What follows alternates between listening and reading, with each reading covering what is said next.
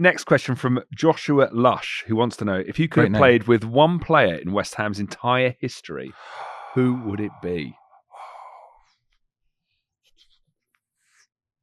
I mean, it's got to be Bobby, isn't it? Yeah, it's got to be just Bobby thinking centre back. Yeah, I think it's got to be Bobby. Obviously, for the man he is, what he means to West Ham, what the player he was. Yeah, you could. Bonzo would like to have played with Bonzo, Alvin Martin. Boys. It's not a very popular. No, I don't know about popular. It's not a very current thing to say, but I was an old school player. Do you know what I mean? I was just about to say this. I think you would have fitted in perfectly in the 60s. I think my sort of era would have been 60s, 70s. you were 20 years too late. So, yeah, those boys would have been, it's got to be Bobby, but there was a few probably in that era that I would have loved to have played with.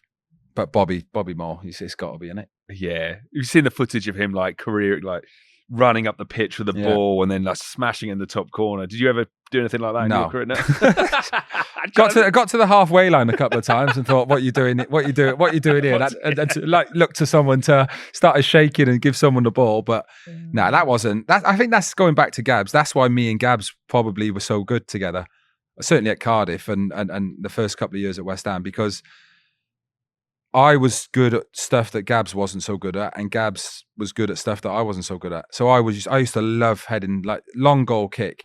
I used to run across Gabs sometimes just to head him back. Gabs, he could head it, but he wasn't a massive fan of the physical maybe, but he had the reading of the game and the pace. So I'd love the tackles and the headings, all the nitty gritty, dirty stuff. And Gabs would run stuff. out with, probably. Gabs would run out with the ball looking pretty and that. But I think that's why we were so good. But I loved that part of the game. I loved a big tackle, a big header, a challenge. That was what made me the player I was. Any sort of battle, I loved it. We were saying we're recording this on a day when it's quite windy and rainy. Yeah, I was like, did you enjoy training on days Wind, like this? Not so much. Rain, definitely, because like I said, I wasn't known for my pace. When it was raining and nice and wet on the grass, I could slide and probably nick another 5 yards. But like I said, that was my game. I loved it. Loved a big tackle or a header or a challenge. I used to randomly like getting cut. I swear to God. I don't know, honestly. It sounds weird to say. Do you know, going up for a header and getting an elbow? Yeah, like I've got a few, being on the pitch bleeding and getting up, like, yeah, love it. The blood, just get you. I did it, I know we're talking, but I had one at Villa. Got quite a nasty cut here in the game and just got up and loved it. Could feel the blood coming down my face. And I looked at Luke Young and he went, no, you can't. You're not playing on with that. I just thought, just get on with it.